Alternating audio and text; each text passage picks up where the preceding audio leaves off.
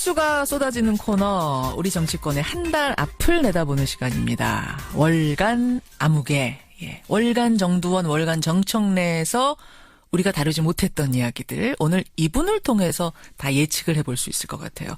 조금 더 깊이 들어갑니다. 월간 김경진. 한 달여 만에 다시 오셨어요. 어서 오세요, 김경진 의원님. 안녕하십니까, 김경진입니다. 우리가 대선 후에 지금 처음 만나는 거죠? 40일 만에 다시 나온 것 같습니다. 자, 그럼 제가 이 질문부터 좀 드릴 수밖에 없을 것 같습니다. 아니, 샤이 안철수 다 어디 갔어요? 샤이 안철수. 아니, 그때 분명히 저 나오셔서 네. 샤이 안철수가 상당히 숨어 있다. 네. 그래서 이길 수 있을 것 같다라고 말씀 여기서 하셨잖아요. 4월 21일 날 방송 때 예. 완전히 객관화된 평론가 모드로 다시 변신해서 얘기를 하라고 그러셨고, 제가 주문을 했죠. 네, 저도 그러려고 했는데 예. 평론가 모드로 변신이 안 된다 봐요. 겉으로는 변신한다 그러고 속으로는 주관적인 어떤 특정 캠프의 모드라든지 예. 또는 자신이 희망하는 것을 그대로 방송의 객관화를 빙자해서 얘기해버린 것이 아닌가 싶고요. 객관화에 실패였군요, 그때. 예, 그랬던 것 같아요. 예. 이제는 좀 객관화 드시겠어요? 이제 대선 끝났으니까? 그렇죠. 뭐 객관화 돼야죠. 뭐. 지금도 객관화 못 되면 뭐 정치할 자질이 없는 거죠. 아니, 얼마 전에 정대철 고문이 네. 저희 뉴스쇼 출연해서 안철수 후보는 지금 석고대죄할 때다. 아니, 그때 무슨 얘기가 나왔냐면 이분이 당권에 도전을 해야 된다. 뭐 이런 이야기가 당일각에서 나오고 있을 때였습니다. 네. 그러자 정대철 고문은 지금 당권 얘기할 때가 아니다. 네. 석고대죄하셔라. 진 것도 죄진 거다. 예. 굉장히 파란이 일었던 단어였는데 이건 어떻게 들으셨어요, 김경진 의원? 근데에서 보면 맞는 얘기죠. 맞는 얘기? 예. 아이, 지금 김경진 의원은 핵심 참모셨는데 그러니까 맞는 얘기라고 하시면 저도 석고대죄 해야죠. 그러니까 국민들이 볼 때 너희 안철수 후보 또 안철수 후보를 둘러싸고 있던 참모 집단은 예. 대한민국을 이끌어가기에 굉장히 부족한 상황이었다. 너무 자책하시는 거 아니에요? 아니요, 실제가 그런 겁니다. 이게 냉정하게 평가를 받은 예, 거고요. 그러면 부족한 사람들이 자신들의 부족함을 모르고 자기 스스로를 모르는 상태에서 와서 우리는 대한민국을 이렇게 잘 이끌어갈 수 있습니다. 우리는 대한민국을 이런 목표 지점까지 안착시킬 수 있습니다라고 얘기를 한 게 결과적으로 보면 국민들에 대해서 잘못된 얘기를 했던 거예요, 보면. 그러면 석고대죄 해야 되는 겁니다. 야, 이렇게 많이 내려놓으셨네요. 지금 보니까 굉장히 겸허한 마음으로 결과를 받아들이고. 아니, 내려놓은 게 아니고 현상이 그렇습니다. 그래서 여태까지 보면 예. 대통령 선거에 패배했던 후보들은 예. 일단 정계 은퇴하고 2년, 3년 동안 어디 가서 자기 수양의 시간, 자기 충전을 할 수 있는 시간, 이런 시간을 가져보는 거고 그렇게 하는 와중에 어차피 새로 당선된 대통령이 그 사람이 가지고 있는 에너지와 시대정신이 있는데 대통령직이 워낙 엄중하다 보니까 예. 자기 에너지를 그 시대정신을 향해서 쏟아붓다 보면 방전이 되게 됩니다. 소진되는 단계가 올 거다. 예, 그러면 그 소진되는 단계가 되면 국민들이 당신들은 소진이 됐으니까 그러면 뭔가 또 새로운 대안을 찾아보게 되는데 새로운 정말 이 신진 대안이 눈에 보이지 않으면 예. 과거에 나왔던 대안이라고 주장했던 사람들도 다시 한번 보게 되는데 예, 그 상황에서 국민들이 안철수 당신 그때 기준으로 보면 부족했지만 지금은 다시 이 채워졌는지도 모르겠다. 한번 보자. 그러면 그때 다시 움직일지는 모르겠지만 예. 일단은 낮은 자세로. 낮은 자세 그리고 조용하게 자기를 닦고 절치부심. 자기 세력의 어떤 역량을 닦아야 될 시기들입니다. 그렇게 보시는 네. 거군요. 아유, 시작부터 좀 안 좋은 얘기하긴 싫었는데 얘기가 석고대죄로 시작이 됐어요. 국민의당 얘기는 잠시 후에 조금 더 하도록 하고 월간 김경진. 자, 어쨌든 지금 가장 큰 이슈는 인사청문회입니다. 이제 대선은 끝났습니다. 네. 예, 다시 평론가 자세로 돌아오시면서 여기서부터 얘기를 좀 풀어가 보죠. 오늘 김상조 공정거래위원장 후보자 인사청문회 열리고 네. 다음 주에 강경화 외교부 장관 후보자 청문회 있고 뭐 네. 줄줄이 예정이 돼 있습니다. 네. 이게 예측을 하는 코너거든요. 우리 네. 월간 김경진님. 단도직입적으로 낙마할 사람이 있겠습니까? 글쎄요. 김상조 후보자 같은 경우는 조금 안 좋은 것 같아요. 제가 봐도. 김상조 후보자는 언론에 나오는 기사만 가지고도 이게 편치가 않아요. 보면. 엊그제 나온 기사인데 정부 보고서 700만 원짜리 연구 용역 받아서 보고서를 3명이 냈다는 거 아니겠습니까? 그렇죠. 근데 그 냈던 원고를 그대로 자기 자신의 기고문으로 별도로 독자적으로 연구한 것처럼 해서 썼다는 거거든요. 예, 보면. 그러면 700만 원짜리 보고서를 받고 사실은 연구 용역서 납품을 했으면 그건 그걸로 끝이 나야 되거든요. 그러니까 이제 여기저기서 같은 얘기를 할 수는 있어요. 저도 맨날 비슷한 얘기를 수없이 많은 방송국과 언론사를 통해서 하고 다니니까 예, 그건 그럴 수는 있는데 돈을 받고 정부의 보고서로 납품했던 내용을 그것도 사민 공저로 해서 납품했던 내용을 별도로 썼다. 이건 사실은 사기적 행위거든요, 보면. 그러니까 이건 도덕성의 문제를 넘어서 이거는 범죄적 행위에 가깝다고 법적으로 좀 문제가 되는 문제다. 예. 근데 이건 이제 그 당시 관행이었다. 뭐 다들 그렇게 하기 때문에 큰 문제가 될 정도의 사항이 아니었다라고 해명할 수는 있을 것 같은데. 근데 자기 논문을 저는 이렇게 봐요. 자기 논문 자기가 하던 얘기를 이 논문에 가서 써먹고 저 논문에 가서 써먹고 또 제3 써먹다. 그것까지는 그럴 수 있다고 봐요. 널리 알리기 위해서 그랬다. 뭐 이렇게 얘기할 수 있잖아요. 그것조차도 과거에 보수 정권의 정당 쪽에서는 무슨 자기 표절이다라고 얘기해가지고 그걸로 낙마 시비를 걸었던 적도 있는데 저는 그것까지는 문제 삼는 것은 너무 과잉된 문제라고 봐요. 근데 이게 돈을 받고 공식적으로 써냈던 거에 대해서 또 쓴 것은 정말 문제다라는 얘기가 그렇게 하나 생각하시는 보이고 거군요. 적절한 해명들이 필요하다. 예, 그렇죠. 지금 나온 것만으로는 좀 불안불안하다 이 말씀이시군요. 김상조 후보자 다름 아닌 공정거래위원장이기 때문에 그렇다. 한 명? 일단 한 명입니다. 아니 뭐 저희가 알겠습니다. 낙마를 목적으로 하는 정당도 아니고요. 낙마를 그럼요. 목적으로 하는 무슨 국회의원들도 아니고요. 지금 김경진 의원은 그리고 평론가 자격이세요. 김상조 후보자 사실은 뭐 객관적으로 봤을 때도 지금 가장 많은 의혹들이 나왔기 때문에 좀 불안불안한 건 사실이고 더 철저하게 인사청문회에서 질의하고 또 해명 잘하고 이런 과정들 지켜봐야겠습니다. 그나저나 지금 인사청문회 과정에서 이런 여러 가지 잡음들이 나옴에도 불구하고 문재인 대통령의 국정수행 지지도는 상당히 고공행진 중이에요. 80% 막 넘어서고. 김경진 의원이 보시기에도 잘합니까? 어떻습니까? 잘하고 계시죠. 일단 저희 지역구가 이제 광주 북구고 망월동 5.18 매역이 제 지역구가 아니에요. 문재인 대통령께서 오셔서 많은 사람들의 아픔들 특히 이 분신 자살했던 그 어린 학생들의 이름을 하나씩 불러 주었잖아요, 보면. 이제 그런 과정들이 역사 속에서 맺혔던 이 한이 신원이 돼서 풀리는 거죠. 그다음에 두 번째는 국정교과서 문제만 해도 이게 사실은 국가적인 합의가 필요한 것을 대통령의 행정명령의 형태로 그냥 일방적으로 밀어붙였지 않습니까? 그랬던 거죠. 대통령이 들어오니까 그냥 그래 그럼 우리도 행정명령으로 한 방에 취소해서 정리가 돼서 국가 전체가 극우 보수의 길로 가는 것을 지금 차단했지 않습니까? 이제 그런 것들은 보면 굉장히 잘하고 있는 것들이고 근데 이제 다만 이제 이런 점들은 있어요. 장관들, 국무위원들 인사하는 과정에서 제대로 인선을 하셔야 되고 두 번째는 문제가 되면 사실은 곧바로 스스로 그냥 자가 치료, 자가 이렇게 반성이라든가 이런 부분들을 선뜻 그냥 뚜벅뚜벅 그냥 쉽게 가셔야 돼요. 우리가 이제 요사이 계속 말하는 단어인데 쿨하게 그냥.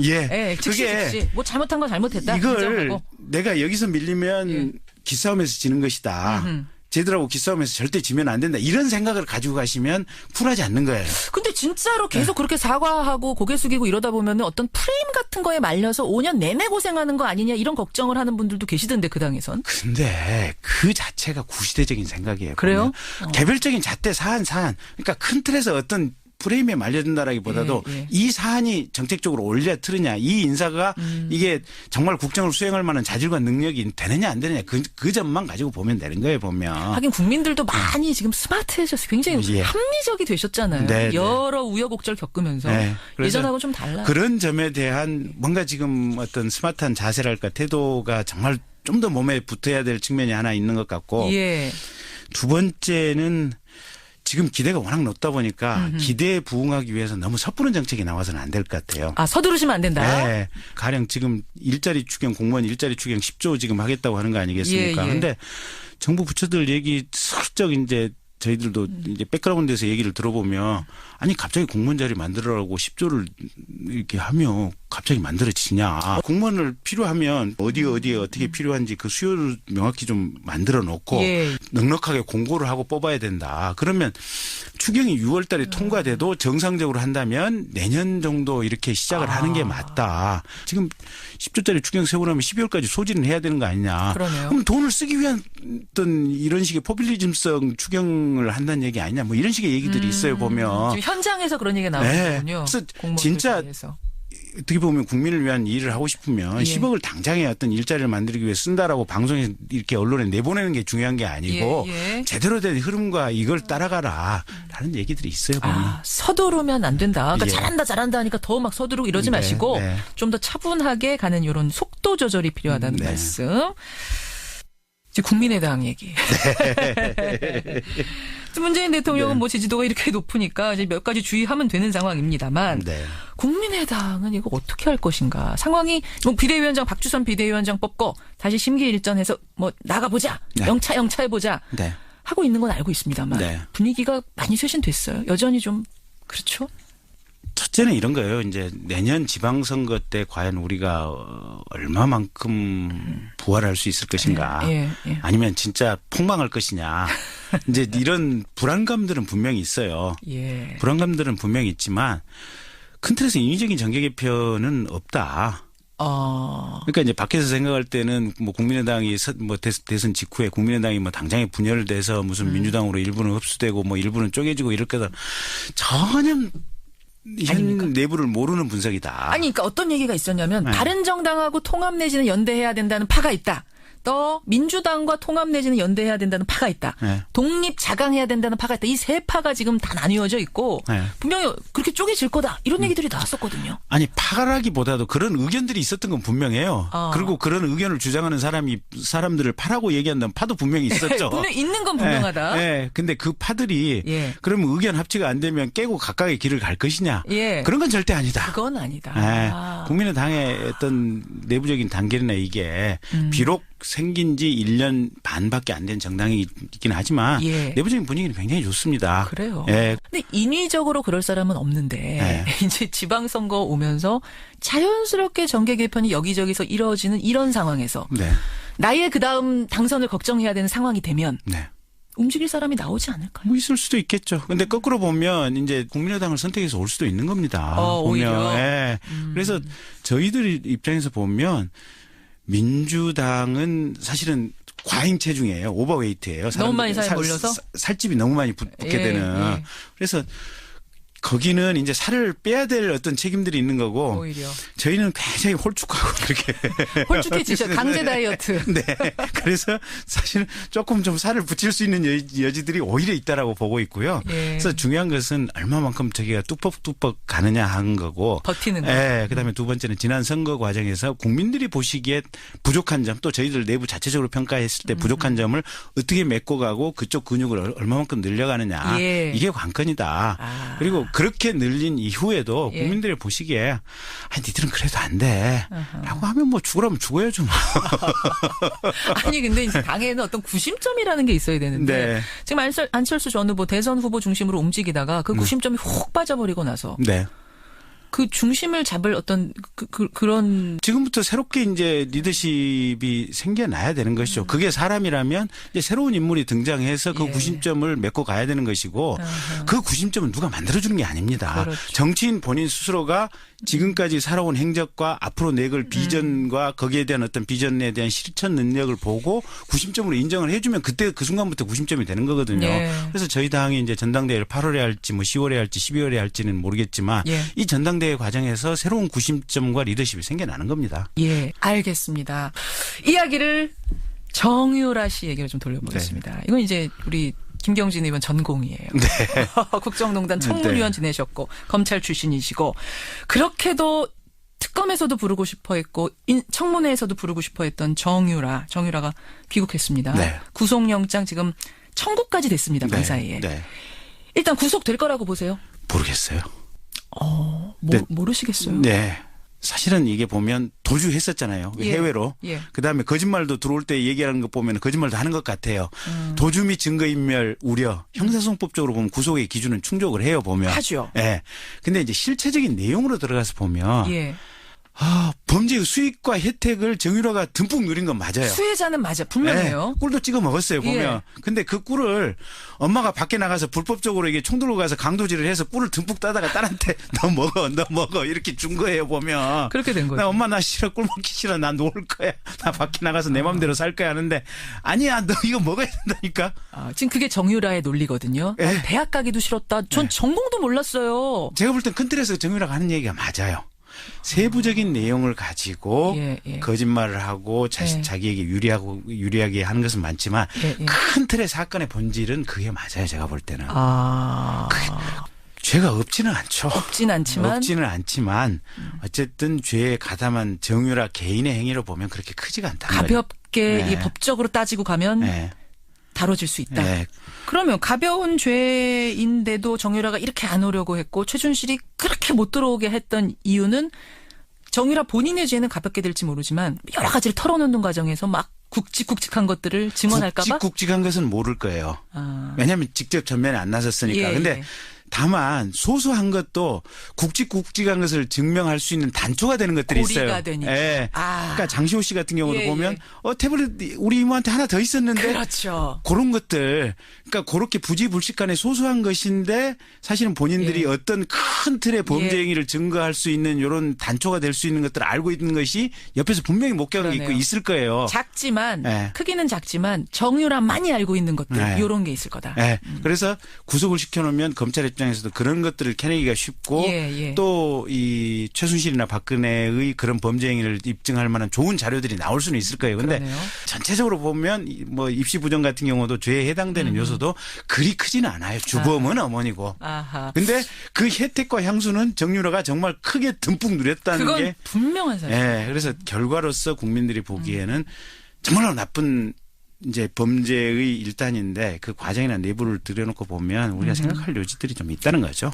구속영장이 발부될지 여부는 확실하진 않다. 이거 이용주 의원도 어제 똑같은 말씀하시던데. 네. 그러니까 예. 이제 법조인의 관점에서 보는 조금 봐야 되겠네요. 네, 그 네. 부분은 알겠습니다.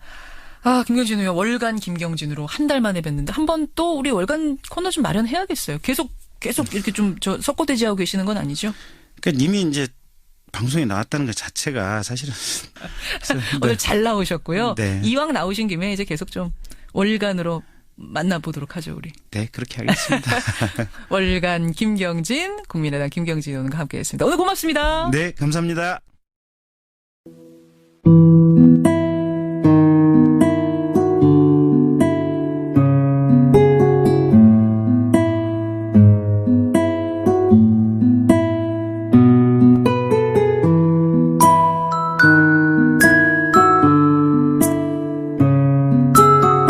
굉장히 파란이 일었던 단어였는데 이건 어떻게 들으셨어요, 김경진 의원? 큰틀에서 보면 맞는 얘기죠.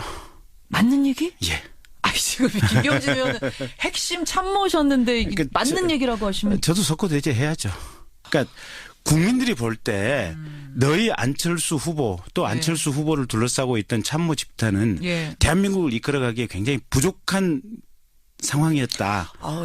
너무 자책하시는 거 아니에요? 아니요, 실제가 그런 겁니다. 이게 냉정하게 평가를 받은 예, 거고요. 예. 그러면 부족한 사람들이 자신들의 부족함을 모르고 자기 스스로를 모르는 상태에서 와서 우리는 대한민국을 이렇게 잘 이끌어갈 수 있습니다. 우리는 대한민국을 이런 목표 지점까지 안착시킬 수 있습니다라고 얘기를 한 게 결과적으로 그렇다. 보면 국민들에 대해서 잘못된 얘기를 했던 거예요. 보면. 그러면 석고대죄 해야 되는 겁니다. 야, 이렇게 많이 내려놓으셨네요. 지금 보니까 굉장히 겸허한 마음으로 결과를 받아들이고. 아니 내려놓은 게 아니고 현상이 그렇습니다. 그래서 여태까지 보면 예. 대통령 선거에 패배했던 후보들은 예. 일단 정계 은퇴하고 2년 3년 동안 어디 가서 자기 수양의 시간, 자기 충전을 할 수 있는 시간 이런 시간을 가져보는 거고 그렇게 하는 와중에 어차피 새로 당선된 대통령이 그 사람이 가지고 있는 에너지와 시대정신이 있는데 대통령직이 워낙 엄중하다 보니까 예. 자기 에너지를 그 시대정신을 향해서 쏟아붓다 보면 방전이 되게 됩니다. 소진되는 단계가 올 거다. 예, 그러면 그 소진되는 단계가 되면 국민들이 당신들은 소진이 됐으니까 그러면 뭔가 또 새로운 대안을 찾아보게 되는데 새로운 정말 이 신진 대안이 눈에 보이지 않으면 예. 과거에 나왔던 대안이라고 주장했던 사람들도 다시 한번 보게 찾게 되는 되는데 거군요. 그 상황에서 국민들이 안철수 당신 그때 기준으로 보면 부족했지만 지금은 다시 이 채워졌는지도 모르겠다. 한번 보자. 그러면 그때 다시 움직일지는 모르겠지만 예. 일단은 낮은 자세로. 낮은 자세 그리고 조용하게 자기를 닦고 절치부심. 자기 세력의 어떤 역량을 닦아야 될 시기들입니다. 그렇게 보시는 네. 거군요. 아유, 시작부터 좀 안 좋은 얘기하긴 싫었는데 얘기가 석고대죄로 시작이 됐어요. 국민의당 얘기는 잠시 후에 조금 더 하도록 네. 하고 월간 김경진. 자, 어쨌든 지금 가장 큰 이슈는 인사청문회입니다. 이제 대선은 끝났습니다. 네. 예. 다시 평론가 자세로 돌아오시면서 여기서부터 얘기를 좀 풀어가 보죠.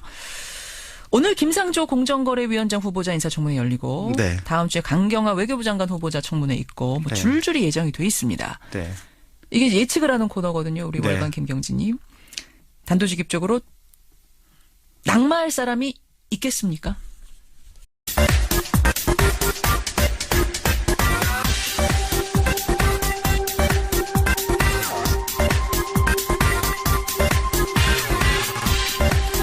수많은 뉴스가 쏟아지는 코너 우리 정치권의 한 달 앞을 내다보는 시간입니다. 월간 아무개. 예. 월간 정두원, 월간 정청래에서 우리가 다루지 못했던 이야기들 오늘 이분을 통해서 다 예측을 해볼 수 있을 것 같아요. 조금 더 깊이 들어갑니다. 월간 김경진. 한 달여 만에 다시 오셨어요. 어서 오세요, 김경진 의원님. 안녕하십니까, 김경진입니다. 우리가 대선 후에 지금 처음 만나는 거죠? 40일 만에 다시 나온 것 같습니다. 자, 그럼 제가 이 질문부터 좀 드릴 수밖에 없을 것 같습니다. 아니, 샤이 안철수 다 어디 갔어요? 샤이 안철수. 아니, 그때 분명히 저 나오셔서 네. 샤이 안철수가 상당히 숨어 있다. 네. 그래서 이길 수 있을 것 같다라고 말씀 여기서 하셨잖아요. 4월 21일 날 방송 때 예. 완전히 객관화된 평론가 모드로 다시 변신해서 얘기를 하라고 그러셨고 제가 주문을 했죠. 네, 저도 그러려고 했는데 예. 평론가 모드로 변신이 안 된다 봐요. 겉으로는 변신한다 그러고 속으로는 주관적인 어떤 특정 캠프의 모드라든지 예. 또는 자신이 희망하는 것을 그대로 방송의 객관화를 빙자해서 얘기해버린 것이 아닌가 싶고요. 객관화의 실패였군요. 그때. 예, 그랬던 것 같아요. 예. 이제는 좀 객관화 드시겠어요? 이제 대선 끝났으니까. 그렇죠. 뭐 객관화 돼야죠. 뭐. 지금도 객관화 못 되면 뭐 정치할 자질이 없는 거죠.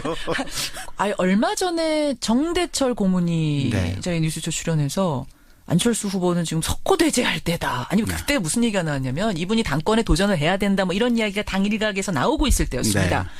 그러자 정대철 고문은 지금 당권 얘기할 때가 아니다. 네. 석고대죄 하셔라. 진 것도 죄진 거다. 예.